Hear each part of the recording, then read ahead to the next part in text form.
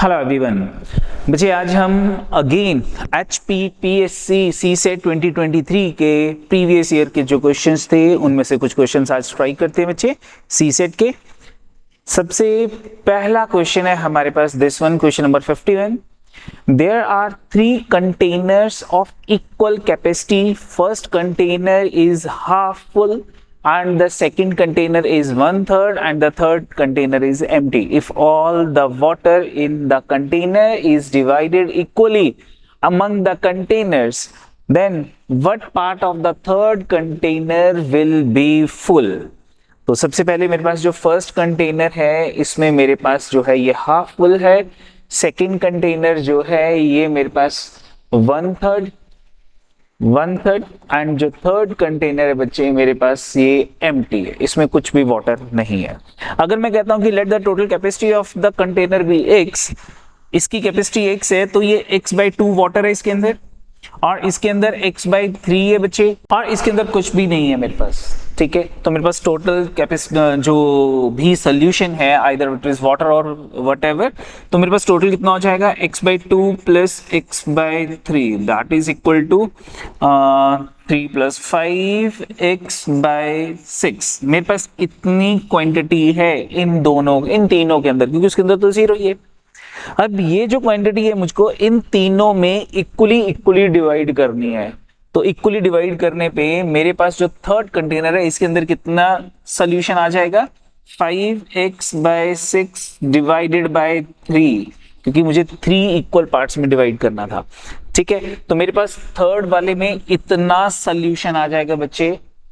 ठीक है, क्वेश्चन क्या पूछा था, what part of the third container will be full. इसकी टोटल कैपेसिटी कितनी थी, x थी, क्योंकि मैंने जो कैपेसिटी थी वो x लेट कर ली थी, तीनों की इक्वल कैपेसिटी थी। तो मेरे पास व्हाट पार्ट जो है वो फुल हो जाएगा डिवाइडेड बाय x। ये पार्ट फुल हो जाएगा आउट ऑफ x से x कट जाएगा, 5/18 पार्ट जो है बच्चे वो फुल हो जाएगा, 5/18 and 5/18 is given in the C option बच्चे, that is your answer. C option हमारा आंसर। ठीक है, नेक्स्ट क्वेश्चन है, the width of a rectangular hall is 3/4 of its length. If the area of the hall is 300 square meter, then the difference between the length and the width, मुझे length और width का difference बताना है कितना है। ये rectangular hall है, इसकी लेंथ जो है उसको अगर मैं 3x ले लेता हूं, सॉरी उसको मैं x ले लेता हूं, नॉट 3x, लेंथ को अगर हम x ले लेते हैं तो हमारी जो ब्रेथ है वो कितनी हो जाएगी, विड्थ कितनी हो जाएगी, 3/4x ये आ जाएगी। ठीक है, what is the area of the rectangle, area of rectangle is length into breadth, दोनों को मल्टीप्लाई कर लेते हैं लेंथ और ब्रेथ को, और ये मुझे कितना गिवन था बच्चे, this is 300 square meter is equal to 300। What is the value of x, x into x, x square हो गया, ये 3/4 उधर जाके 4/3 हो जाएगा, 300 मल्टीप्लाई 4 डिवाइडेड बाय 3, तो 3 और 300 कैंसिल हो गया, मेरे पास 400 आ गया, और x की वैल्यू बचे मेरे पास 20 आ गई, x is equal to 20, it mean the length is 20 meter. मेरे पास लेंथ 20 मीटर आ गई, यहाँ पे 20 पुट करते हैं तो 5 इंटू 3 15 मीटर मेरे पास विड्थ आ गई। What is the difference between the length and the width, length जो है 20 है, विड्थ 15 है, दोनों का difference is 5 meter, given in the option बच्चे ए ऑप्शन में गिवन है। सिंपल क्वेश्चन था ये। ठीक है, क्लियर है बच्चे। नेक्स्ट देखते हैं, next question, Ajay and Uday are friends, they decide to meet between 1 PM to 2 PM। 1 PM to 2 PM मतलब within 1 hour mean within 60 minute, इन 60 मिनट्स के बीच में उन्होंने मीट करना है on a given fix day. There is a condition that whoever arrive first, जो भी पहले आएगा, will not wait for the other for more than 15 minutes, यानी कि सिर्फ वो 15 मिनट्स वेट करेगा, 15 मिनट से ज्यादा वेट नहीं करेगा। ठीक है, जो भी पहले आएगा। नेक्स्ट क्या कहा था, then what is the probability that they will meet on that day, क्या प्रोबेबिलिटी है कि वो उस दिन मीट किए थे। ठीक है, चलो तो इनकी जो मीटिंग की प्रोबेबिलिटी है दैट इज, उन्होंने 15 मिनट वेट करना था आउट ऑफ 60, ये उनकी मीटिंग की प्रोबेबिलिटी थी। और नॉट मीटिंग की कितनी हो जाएगी, that is 45 minutes out of 60, ये उनकी नॉट मीटिंग की प्रोबेबिलिटी आ जाएगी। नॉट मीटिंग, नॉट मीटिंग, ठीक है, प्रोबेबिलिटी। और ये मेरे पास है प्रोबेबिलिटी ऑफ मीटिंग।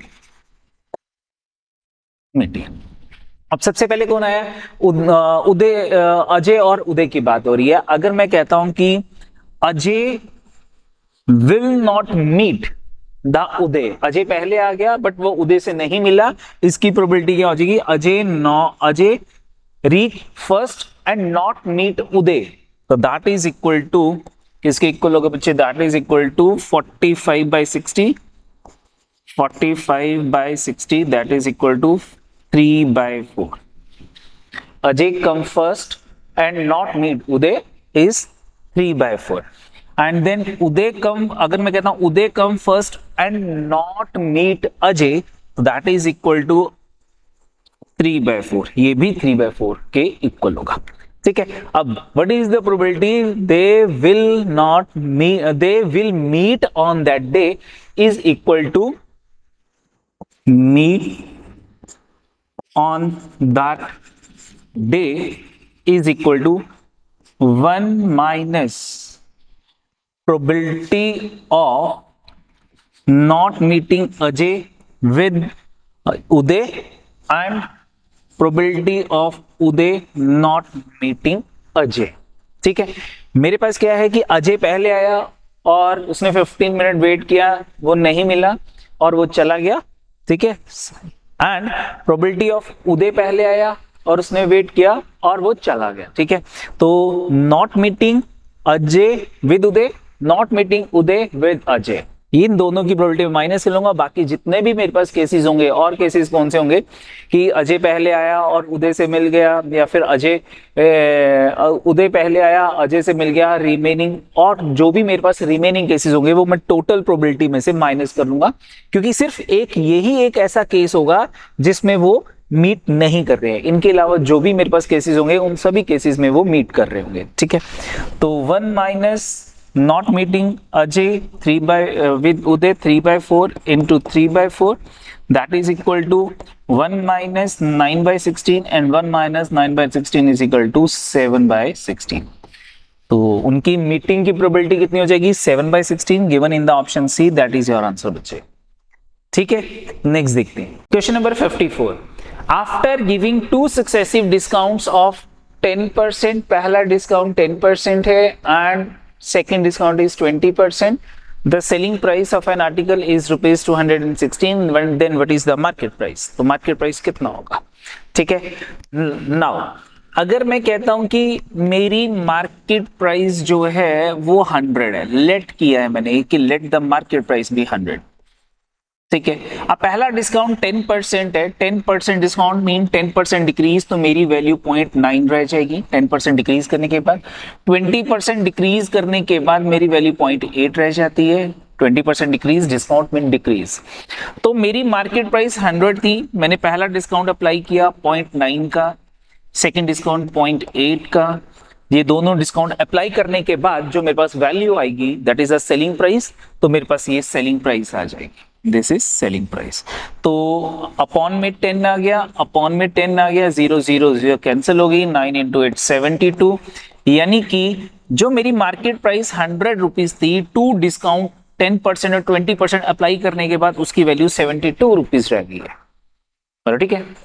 अब मेरी एक्चुअल सेलिंग प्राइस गिवन थी, तो what is the actual market price, आप सिंपल यूनिटरी मेथड अप्लाई कर सकते हो कि अगर सेलिंग प्राइस 72 थी तो मेरी मार्केट प्राइस 100 थी, अगर सेलिंग प्राइस 1 है तो मार्केट प्राइस 100/72 है, और अगर मेरी सेलिंग प्राइस जो है that is selling price is 216, then the market price is, cutting कर लेते हैं, 9 2 का 18, 9 4 का 36, 9 8 का 72, 8 3 का 3 into 100 इज 300 रुपीज, तो 300 रुपीज बचे हमारे पास जो है दैट इज मार्केट प्राइस। तो 300 रुपीज मार्केट प्राइस आ गई given in the option number B, that is the answer, B option हमारा आंसर आ गया। ठीक है, चलो दूसरी चीज एक और हमारे पास इसको करने का वे है बच्चे। क्या वे है? इसको करने के लिए हमारे पास ये है कि जो डिस्काउंट है, डिस्काउंट मीन डिक्रीज, यानी कि 0.9, 10% डिक्रीज 0.9, 20% डिक्रीज मीन 0.8, 20% डिक्रीज 0.8 हो गया। अब अगर मार्केट प्राइस कैलकुलेट करनी है तो that is equal to selling price divided by discount. Selling price is 216, discount is 0.9 and 0.8। ये दो मेरे पास जो है ये डिस्काउंट्स है। पॉइंट मैं दोनों के पॉइंट अगर हटाता हूं बच्चे, ऊपर 10 इंटू 10 100 आ जाएगा। 9 पे कटिंग कर लेते हैं, 9 2 का 18, 9 4 का 8 3 का 24, 3 इंटू 100 इज 300। तो मेरी मार्केट प्राइस, मार्क प्राइस जो थी वो 300 रुपीज आ गई। ठीक है, इट्स योर चॉइस कि आपको क्वेश्चन कैसे करना है। नेक्स्ट देखते हैं, next question, question number 55। If the number of diagonals of an n-sided polygon is 50% higher than the number of sides, then the polygon is octagon having 8 side, hexagon having 6 side, square having 4 side, quadrilateral having 4 side। ठीक है, तो सबसे पहले late कर लेते हैं कि जो मेरे पास पॉलीगन है इसकी जो नंबर ऑफ साइड्स हैं बच्चे वो x है।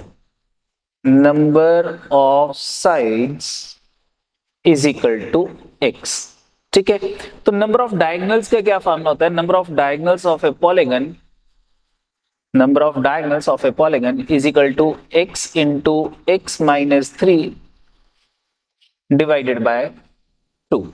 This one, this is the number of diagonals का फॉर्मूला, ये x into x minus 3 divided by 2। अब इसने क्या कहा था कि जो मेरे पास नंबर ऑफ डायगोनल्स हैं दैट इज 50% मोर हायर, और 50% हायर मीन 50% इंक्रीज, और 50% इंक्रीज 1.5 होता है बच्चे। ठीक है, तो नंबर ऑफ डायगोनल्स यानी कि this value x into x minus 3 divided by 2, this value is 1.5 times किस वैल्यू का? Number of sides into x। Find the value of x। आप यहां से x की वैल्यू कैलकुलेट कर सकते हो। ठीक है, तो ये 2 उधर जाके मल्टीप्लाई हो जाएगा, 1.5 इंटू 2 इज 3 आगे बचे, 3x is equal to x into x minus 3, ये x उधर जाके डिवाइड हो जाएगा, तो x minus 3 is equal to 3x upon x, x से x कट गया, x minus 3 is equal to 3 and the value of x is equal to बच्चे 6 आ जाएगी। इट मीन जो मेरे पास पॉलीगन है उसकी 6 साइड्स हैं, 6 साइड मीन वो हेक्सागन है। Hexagon is given in the option number C, that is your answer बच्चे। ठीक है, सिंपल था। नेक्स्ट देखते हैं, next question, question number 56। In a certain way 137 plus 276 is equal to 435, then in the same way 131 plus 672 will be equal to what? 4 options दे रखे हैं। तो ये क्वेश्चन जो है बच्चे रीजनिंग का क्वेश्चन है। कैसे करना है? सबसे पहले 137 और 276 को प्लस करते हैं। तो सबसे पहले 7 और 6 को प्लस किया, 7 प्लस 6 कितना हो गया बच्चे? 7 और 6 13 हो गया। ठीक है, 13 डिवाइडेड बाय 8। ठीक है, 13 इनका टोटल 13 आ गया, 1 कैरी हो गया, 3 1 कैरी। तो इनको प्लस कर लेते हैं अब। 7 प्लस 3 10 प्लस 1 11, 11 को भी 8 से डिवाइड करते हैं। 8 कहां से आ गया? 8 वैसे ही एक नंबर है कोई भी। ठीक है, 8 से डिवाइड कर रहा हूं इसको मैं। तो 7 प्लस 3 10 प्लस 1 11, 11 को भी 8 से डिवाइड करते हैं, मेरे पास कैरी अगेन 1 आ जाएगा। तो 2 प्लस 1 3 प्लस 1 4, 4 को भी 8 से डिवाइड करते हैं। जब मैं इन 3 नंबर्स जो मेरे पास आए हैं इनको 8 से डिवाइड करता हूँ, व्हाट इज द रिमाइंडर? मैं रिमाइंडर यहाँ पे लिख लेता हूँ बच्चे। 13 को 8 से अगर डिवाइड करते हैं रिमाइंडर इज 5, 11 को 8 से डिवाइड करते हैं तो रिमाइंडर इज 3, और 4 को 8 से डिवाइड करते हैं तो रिमाइंडर इज 4। मेरे पास 435 आ जाएगा, दैट इज गिवन हियर। ये मुझे 435 दे रखा था। फिर से देख लेते हैं, मेरे पास जब 7 और 6 को प्लस किया 13 आ गया, डिवाइडेड बाय 8, रिमाइंडर इज 5। ठीक है, जो मेरे पास 13 आया था कैरी 1 आ गया। 7 प्लस 3 10 प्लस 1 11 आ गया, 11 को 3 से डिवाइड करते हैं, रिमाइंडर इज 3। अब जो 11 का कैरी 1 यहां आ गया, 2 प्लस 1 3 प्लस 1 4, 4 को 8 से डिवाइड करते हैं, रिमाइंडर 4 आ गया, 435 ये वैल्यू आ गई। सेम एज इट इज यही रूल यहां अप्लाई करते हैं। 731 divided by 6 72। What is 1 plus 2? 3 आ गया, डिवाइडेड बाय 8 करते हैं, हमारे पास रिमाइंडर 3 आ जाएगा। नेक्स्ट क्या है, 3 प्लस 7 10 आ गया, 0 1 कैरी आ गया, मेरे पास 7 प्लस 3 10 आया था, 10 को 8 से डिवाइड करते हैं बच्चे, रिमाइंडर 2 आ जाएगा। My answer ends with 23। Out of 4 option एक ही ऑप्शन 23 से एंड हो रही है, दैट इज योर आंसर। ठीक है, कंप्लीट कर लेते हैं। 3 प्लस 7 10, 0 1 कैरी हो गया, 10 को 8 से डिवाइड किया, 2 रिमाइंडर आ गया। 7 प्लस 6 13 प्लस 1 14 आ गया, 14 डिवाइडेड बाय 8, तो मेरे पास कितना आ गया बच्चे, 6 आ गया। अब 14 के बाद मेरे पास कैरी 1 आना चाहिए, लेकिन यहां पे तो कोई नंबर है ही नहीं मेरे पास, तो दिस इज इक्वल टू 1। तो नाउ अगेन 1 डिवाइडेड बाय 8 होगा बच्चे, 1 डिवाइडेड बाय 8 1 आ जाएगा। My answer is 1623 and 1623 is given in the C option, that is your answer. वो आंसर है हमारा। क्लियर है बच्चे? नेक्स्ट देखिए, next question 57। A number is increased by 10% and then decreased by 10%, then the number is।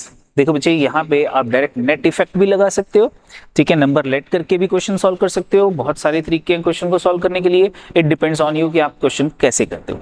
मैं यहाँ net effect लगाता हूँ कि मेरे पास एक नंबर था, वो पहले 10% इंक्रीज हुआ, इंक्रीज का मतलब प्लस, तो मैं x ले लेता हूँ, दैट इज प्लस 10। प्लस क्यों आया? क्योंकि इंक्रीज हो रहा था और 10% है, तो मैंने इसकी वैल्यू 10 ले ली। y की वैल्यू लेट करते हैं, डिक्रीज हो रहा है बच्चे, डिक्रीज के लिए हम माइनस लेते हैं, -10 दिस वन। नेट इफेक्ट का फार्मूला क्या आता है? Net effect is equal two plus x plus y plus x into plus y divided by 100।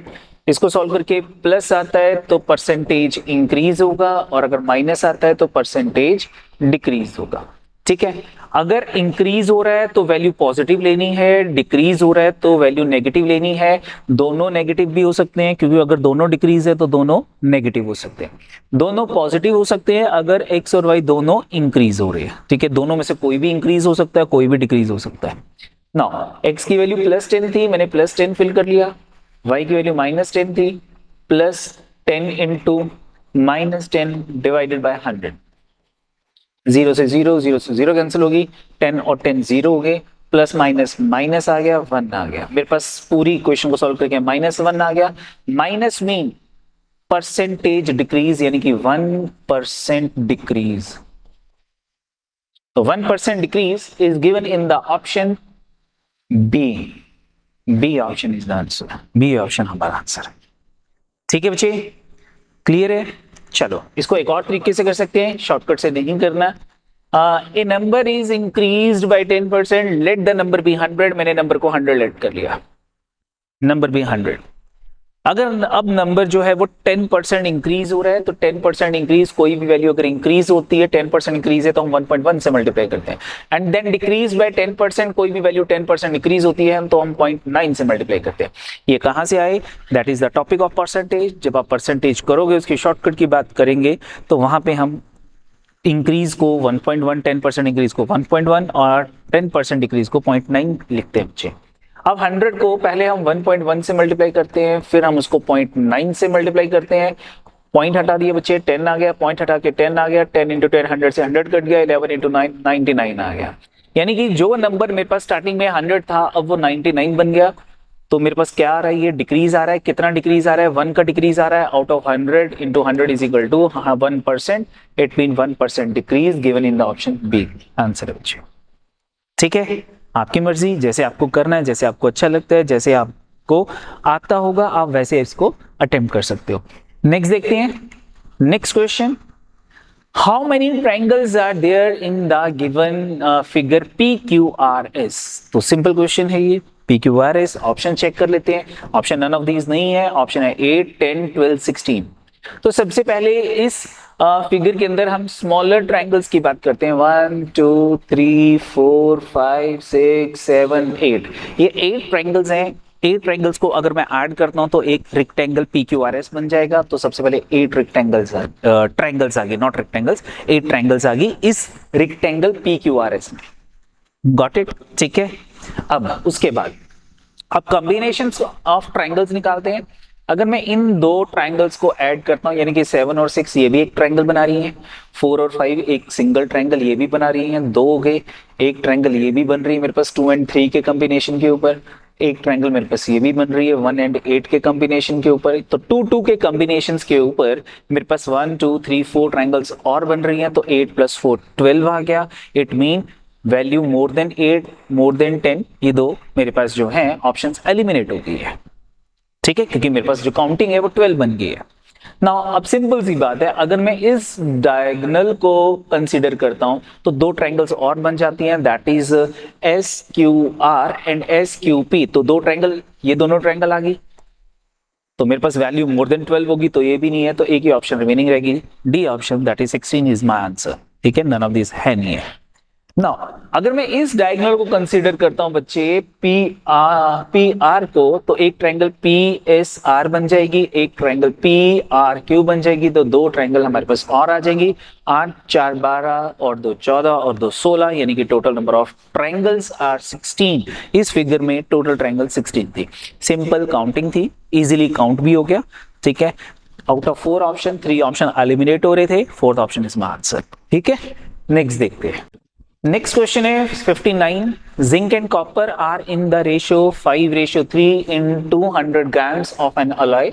एक अलॉय है 200 ग्राम्स का, इस 200 ग्राम्स में मेरे पास जिंक एंड कॉपर जो है वो 5:3 में है, ठीक है, 5:3।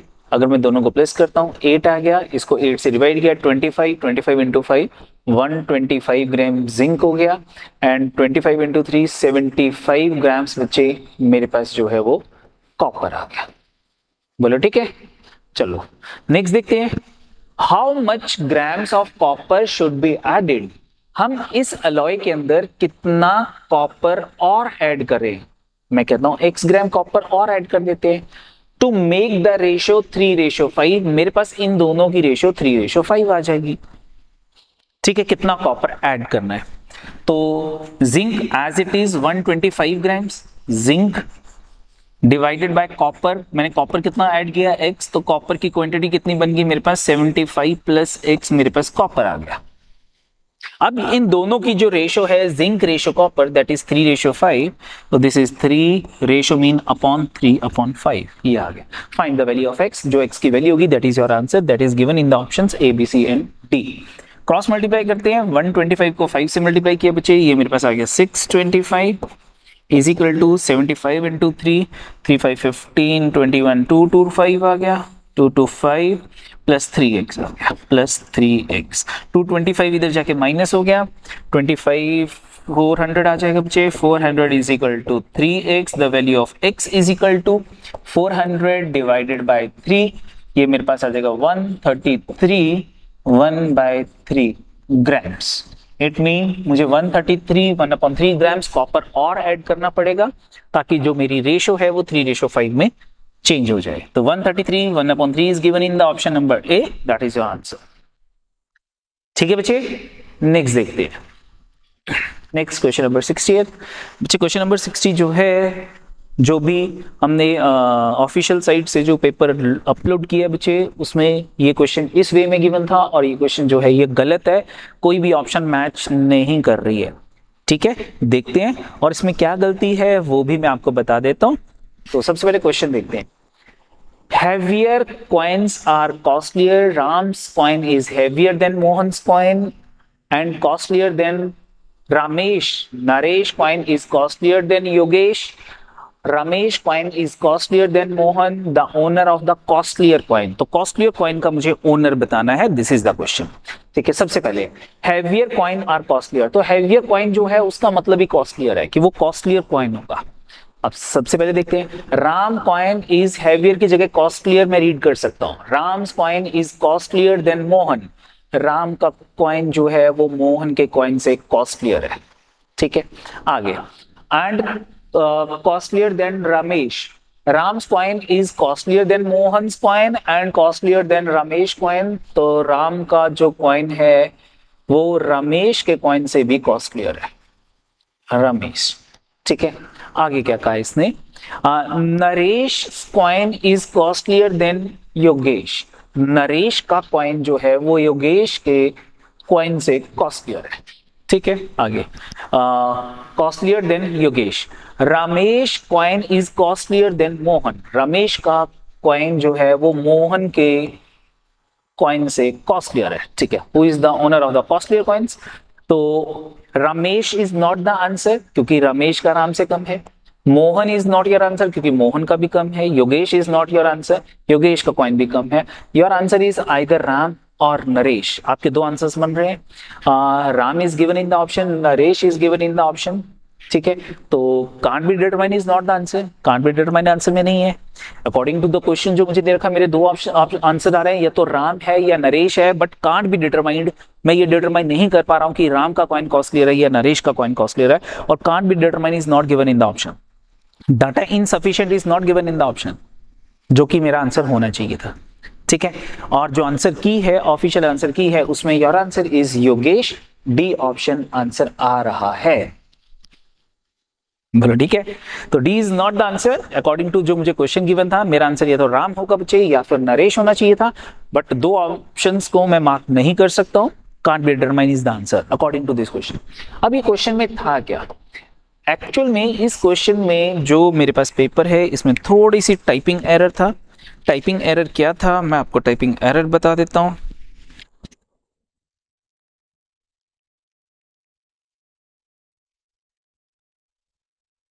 इसमें टाइपिंग एरर था। मैं एक बार क्वेश्चन रीड कर देता हूं। Heavier coin are costlier. Ram's coin is heavier than Mohan's coin and costlier than Ramesh. बिल्कुल ठीक था। आगे Naresh coin is costlier than Ram's costlier than, यहां पे कुछ टाइपिंग एरर रह गया, ठीक है। costlier than Ram's coin but lighter than, lighter than, ये वर्ड्स थोड़े से मिस थे। लाइटर देन योगेश, अगर ऐसा होता तो क्वेश्चन सॉल्व हो जाता, ठीक है। फिर क्वेश्चन क्या होता वो देख लेते हैं। लेकिन जो ये एक्चुअल क्वेश्चन है, अकॉर्डिंग टू दैट हमारा आंसर बचे राम और नरेश में से कोई एक आंसर आ रहा है। दो आंसर ऑप्शन हो नहीं सकती, तो आंसर इसका कांट बी डिटरमाइन था, ठीक है। अगर मैं ये वर्डिंग लिख देता हूं तो मेरे पास क्वेश्चन क्या बनता है, Ram coin is costlier then Mohan's coin but and costlier then Ramesh coin. तो राम का रमेश से भी कॉस्टलियर था, रमेश, ठीक है। आगे क्या दे रखा था, Naresh coin is costlier then Ram's coin. तो नरेश का जो था, नरेश वो राम से कॉस्टलियर था, but lighter than Yogesh. But lighter than Yogesh यानी कि नरेश का लाइटर देन योगेश था, योगेश, ठीक है। And Ramesh coin is costlier than Mohan. Ramesh coin is costlier than Mohan's coin. Mohan, ये तो मेरे पास ये ऑर्डर आ गया। सबसे कॉस्टलियर कॉइन किसका था, Yogesh, and that is given in the option D, तो that is the answer. Yogesh मेरा आंसर आ जाता, ठीक है। बट नाउ अब इसमें मैं कुछ नहीं कर सकता, ठीक है। नेक्स्ट देखते हैं बच्चे, next question. All the surfaces of a solid cube have been colored red and then cut and subdivided into 64 equal sized cubes. Now answer the following question 66 to 70 based on the solid cube related information. ठीक है, चलो बच्चे इसको करते हैं। इससे related मेरे पास अभी 61 to 65 जो क्वेश्चंस थे, जो पेपर अपलोडेड पेपर था बच्चे, उसमें वो क्लियरिटी नहीं थी क्वेश्चन की, इसलिए वो क्वेश्चन मैंने स्किप किया है, ठीक है। नेक्स्ट देखते हैं 66 टू 70 नंबर क्वेश्चन। सबसे पहले एक क्यूब बनाते हैं, बिगर क्यूब बनाते हैं। थोड़ी सी ड्राइंग आपके लिए बना रहा हूं, अदरवाइज मुझे जरूरत नहीं थी, क्योंकि मैं इस क्वेश्चन को अपने माइंड कैलकुलेशंस के अकॉर्डिंग सॉल्व कर सकता था। आपके लिए मैं ड्रॉ कर, this is the bigger cube. Bigger cube है, 8 कॉर्नर्स हैं, 12 इसकी एजेस हैं और 6 इसके फेसेस हैं। 1 2 3 are visible and 3 are opposite to these faces. Front पे, बैक साइड पे, टॉप पे, बॉटम पे, राइट साइड पे, लेफ्ट साइड पे 6 फेसेस हैं, ठीक है। इसको मुझे कट करना है according to 64 small cubes, 1 2 3 cuts, और इधर को भी 3 cuts, 1 2 and 3, total 16 small cubes यहाँ पे आ गए। ये लाइंस इधर को टर्न कर जाएंगी, 1 2 3 एंड 4, दिस वन। यहाँ भी 3 कट्स लगाने बच्चे, 1, this is 2, this is 3 and 4 आ गए। यही लाइंस इधर को टर्न कर जाएंगी,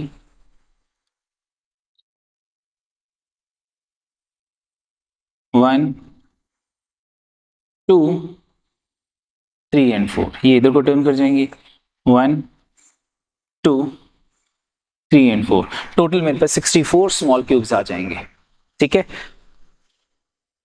1 2 3 4 5 6 7 8 9 10 11 12 13 14 15 16 एट द टॉप, और हर एक के नीचे 4 4 है, 16 इंटू 4 टोटल 64 स्मॉल क्यूब्स होंगे। पहले हमने इनको कलर किया था, कलरिंग करने के बाद मैंने कटिंग की है, ठीक है। क्वेश्चन नंबर 1 देखते हैं। The number of cubes which have the 3 surface coloured, 3 surface coloured हमेशा कॉर्नर क्यूब्स होते हैं, कॉर्नर। तो how many corners are there, 1 2 3 4 corners, 4 at the top, 4 at the bottom. Corner क्यों है, क्योंकि फ्रंट साइड पे पेंट है, राइट साइड पे पेंट है, टॉप पे पेंट है, तो 3 फेसेस, 3 सरफेसेस के ऊपर पेंट था, रिमेनिंग अनपेंटेड हो गए, अनकलर्ड हो गए। तो कॉर्नर क्यूब्स, टोटल कॉर्नर्स 8 हैं, 8 is the answer, 8 is given in the option number B, ठीक है बच्चे, क्लियर है। नेक्स्ट देखते हैं, next question 67, how many cubes are there which do not have any of the surface is coloured, any of the surface is coloured. तो simple, अगर आपने topic किया होगा तो इनका सिंपल फार्मूलाज होते हैं। क्या फार्मूलाज हैं, सबसे पहले हम यहाँ पे n कैलकुलेट करते हैं, n is the edge of the bigger cube that is 4 और divided by edge of the one smaller cube that is 1, तो वैल्यू ऑफ n मेरे पास जो है वो 4 आ जाएगी, ठीक है। उसके बाद जब मुझको 0 फेसेस कलर्ड कैलकुलेट करना बचे, तो 0 colour faces coloured is the n-2 का होल क्यूब, n की वैल्यू 4 है, 4 - 2 2 आ गया, and 2 cube is equal to 8। तो मेरे पास 8 स्मॉलर क्यूब ऐसे होंगे बच्चे जिनका कोई भी फेस जो है वो कलर्ड नहीं होगा, and 8 is given in the option number B. एक फार्मूले से एक क्वेश्चन तो ऐसे होगा। बिना फार्मूले के अगर मुझे चेक करना है तो मैं अपनी फिगर के ऊपर चेक करता हूँ। मेरे पास यहाँ पे टॉप में जो मिडल में क्यूब्स हैं बच्चे, वो ये क्यूब्स हैं जो बिल्कुल मिडल में है, दिस वन मिडल में। आउटर जो मेरे पास लेयर्स हैं, चारों लेयर्स, वो मैंने इग्नोर कर देनी है। मिडल में जितने भी होंगे मेरे पास, इस क्यूब को मिला के टोटल इसके नीचे 4 क्यूब्स हैं, सेम एज इट इज। इसके नीचे भी 4 है, इसके नीचे भी 4 है, इसके नीचे भी 4 है। उनमें से ये टॉप वाले जो 4 हैं वो कलर्ड है, उनका एक फेस कलर्ड है, सेम एज इट इज। जो बॉटम पे 4 होंगे बच्चे, वो भी, उनका भी एक फेस कलर्ड होगा। तो इसके नीचे 2 आउट ऑफ 4 2 ऐसे क्यूब्स होंगे जो अनकलर्ड है, किसी भी फेस पे कलर नहीं होगा। सेम एज इट इज, 2 इसके नीचे होंगे, 2 इसके नीचे, 2 इसके नीचे, तो 2 + 2 4 + 2 6 + 2 8, तो 8 ऐसे क्यूब्स होंगे जिनके किसी भी फेस के ऊपर कलर नहीं होगा। 8 is your answer, given in the B option, ठीक है। नेक्स्ट देखते हैं, next question, how many cubes are there which have 2 of their surfaces coloured with red on the opposite faces। तो opposite faces वाला, opposite surface वाला मेरे पास कोई भी क्यूब नहीं होगा। जो 3 faces colored वाले भी हैं वो 3 consecutive surfaces हैं, और जो 2 वाले भी होंगे वो 2 consecutive, एक साथ continuous surfaces colored होंगे। लेकिन opposite faces color वाला मेरे पास कोई भी small cube नहीं होगा। तो 0 given in the option A, A option is the answer, ठीक है। नेक्स्ट देखते हैं, question number 69, how many cubes are there with just 1 surface coloured, जिसका सिर्फ एक ही सरफेस कलर्ड होगा। अगेन फार्मूले से करते हैं, फिर विदाउट फार्मूला करते हैं। इसमें मेरे पास आता है बच्चे n-2 का whole square into number of faces. तो n इज 4 हमने कैलकुलेट किया था, 4 - 2 2, 2 का square is 4 into number of faces is 6 into 4 is 24 small cube ऐसे होंगे जिनके सिर्फ एक ही फेस के ऊपर कलर होगा। 24 is given in the option number D, that is your answer, ठीक है, बिना फार्मूले के करना है, काउंटिंग कर लेते हैं। हमारे पास ये क्यूब था, इस क्यूब में वन फेस वाले कौन से हैं, ये टॉप में देखते हैं 1 2 3 4 जिनके एक ही फेस पे कलर है, तो टॉप पे 4 हो गए, बिल्कुल बॉटम पे भी 4 हो जाएंगे। फ्रंट में कितने हो जाएंगे 1 2 3 4, बैक साइड पे भी 4 हो जाएंगे, फ्रंट पे बैक पे। नाउ राइट साइड पे 1 2 3 4, राइट साइड पे 4 है, लेफ्ट साइड पे भी 4 हो जाएंगे, +4 ये top bottom front back right left, तो टोटल कितने हो जाएंगे मेरे पास 4 × 6 24 स्मॉल क्यूब ऐसे होंगे जिनके सिर्फ बच्चे एक ही फेस के ऊपर कलर होगा। 24 is given in the option D, that is the answer. Next question, how many cubes are there with two adjacent surfaces colored? अब two adjacent surfaces color वाले मेरे पास हो सकते हैं in red and rest of the surfaces with no color, सिर्फ 2 colour वाले मुझे calculate करना है। इसका फार्मूला क्या होता है, n-2 into number of edges, जितनी हमारी एजेस होती है। n की वैल्यू 4 है, 4 - 2 2 आ गया, इंटू नंबर ऑफ एजेस 12 है, 2 × 12 is equal to 24 small cubes having exactly या only 2 surfaces coloured. 24 given in the option B, that is your answer. अब आपको सर इसको भी काउंट कर देते हैं, तो इसको भी हम काउंटिंग पे ले चलते हैं। ये मैंने ड्रॉ किया था, एक एज कंसीडर करते हैं, ये वाली एज, इस एज में से जो कॉर्नर क्यूब्स हैं उनके तो 3 फेसेस पे कलर है, तो इसके 2 फेसेस पे कलर है, दिस एंड दिस। इसके भी 2 फेसेस पे कलर है, front end top, front end right side, front end bottom. तो मेरे पास जो फ्रंट फेस है इस पे ऐसे कितने क्यूब्स हैं जिनके 2 फेसेस पे कलर है, 1 2 3 4 5 6 7 8, फ्रंट पे 8, बिल्कुल बैक साइड पे भी 8 हो जाएंगे, फ्रंट पे 8 बैक साइड पे 8। ठीक है, अब जब मैंने बैक साइड काउंट किया बच्चे, तो ये वाला क्यूब काउंट हो गया, ये वाला क्यूब काउंट हो गया। ठीक है, जब मैंने फ्रंट काउंट किया तो ये भी काउंट हो गया, ये भी काउंट हो गया, क्योंकि ये सेम ही क्यूब्स थे। अब टॉप पे एक्स्ट्रा कितने रह गए, टॉप पे 1, एक ये रह गया 2, एक ये रह गया 3 और एक ये रह गया 4, तो 4 और रह गए टॉप पे, बॉटम पे भी 4 आ जाएंगे, ये टॉप के लिए, ये बॉटम के लिए। ठीक है, अब हम राइट साइड वाले काउंट करते हैं। राइट साइड ये काउंट हो गया जब मैंने टॉप काउंट किया, ये भी काउंट हो गया जब मैंने टॉप काउंट किया, ये भी काउंट हो गया जब मैंने बॉटम वाले काउंट किए, जब ये भी काउंट हो गया जब मैंने बॉटम वाले किए, ये बैक साइड वाले के साथ काउंट हो गए और ये फ्रंट साइड वाले के साथ काउंट हो गए। तो राइट साइड पे मेरे पास अब कोई भी एक्स्ट्रा क्यूब नहीं रहा, same as it is left side पे भी कोई नहीं होगा। तो टोटल कितने हो जाएंगे, 8 + 8 16 + 4 20 + 4 इज इक्वल टू 24।